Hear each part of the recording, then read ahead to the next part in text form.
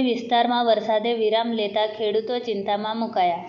ડભોઈ તાલુકામાં મહદ અંશે ખેડૂતો કરે છે ડાંગરની ખેતી. ચોમાસાના પ્રારંભે ખેતીલાયક વરસાદ થતાં તાલુકાના 22 જેટલા ગામો અને 10 જેટલી વસાહતોના ખેડૂતોએ ખેતરમાં રોપ્યા છે.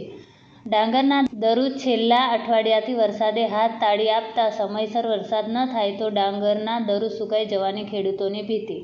વઢવાના એરિયામાં વધુ પડતો ડાંગરનો પાક, કપાસ, તુવેર પાકોમાં પણ પાણીની હાલ જરૂરિયાત છે. હાલ દરેક વસ્તુનું બિયારણ નાખી દેવામાં આવ્યું છે. વઢવાના સિંચાઈ તળાવમાં પણ માત્ર 10% પાણી હોય. સિંચાઈ માટે પાણી મળે તેમ ન હોય. ખેડૂતોની ચિંતા વધી. હજુ પણ વરસાદ 2-3 દિવસના વરસે તો ખેડૂતોની મોટી નુકસાની વેઠવાનો વારો આવે. ત્યારે સિંચાઈ વિભાગ દ્વારા વઢવાના તળાવને સરદાર સરોવરના પાણી ભરવામાં આવે તેવી ખેડૂતોની માંગ. જ્યારે પણ વરસાદ ખેંચાય છે ત્યારે સિંચાઈ વિભાગ વઢવાના તળાવ ભરી ખેડૂતોને પહોંચાડે છે. ખેતી માટે પાણી ચાલુ સાલે પણ સિંચાઈ વિભાગ સહિત સ્થાનિક ધારાસભ્ય શૈલેષ મહેતા ખેડૂતોની વારે આવી વઢવાના તળાવ ભરવાનું આયોજન કરે તેવો ખેડૂતોનો સૂર. ઓકે કાકા. ડભોઈ તાલુકાનું વઢવાના ગામ 900 હેક્ટર જમીનમાં બનેલું છે. એમાં આજે પાણી નથી.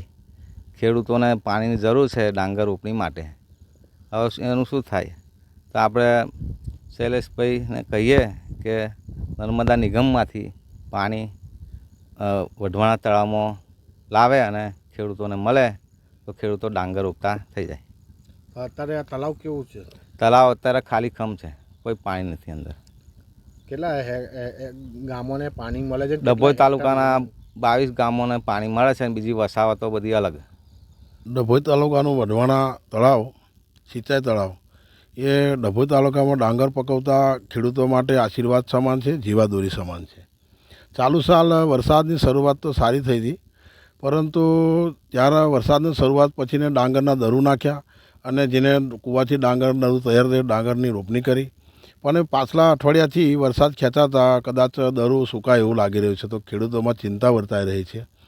અત્યારે જો દર વર્ષની જેમ સિંચાઈ વિભાગ જો તળાવમાં પાણી ભરે અને દરુને જીવાડવા માટે કે ડાંગર રોપણી માટે પાણી આપે તો બહુ સારું છે. ને અત્યારે ખેડૂતો માટે એ અત્યારે અપીલ કરી રહ્યા છે. અને દર વખતે ડાંગરના પાક માટે સિંચાઈ વિભાગ તેમજ અત્યારે વર્તમાન ધારાસભ્યશ્રીએ મદદ કરીને ડાંગરને જીવતી રાખે છે. ત્યારે ચાલુ સાલ પણ આ તળાવમાં પાણી નહિવત છે, જેને કારણે ખેડૂતો ચિંતામાં મુકાયા છે. જો થોડી ઘણી મદદ કરીને પાણી સરોવરનું અહીંયા ભરવામાં આવે તો ડાંગરના પાક બચાવી શકાય તેમ છે.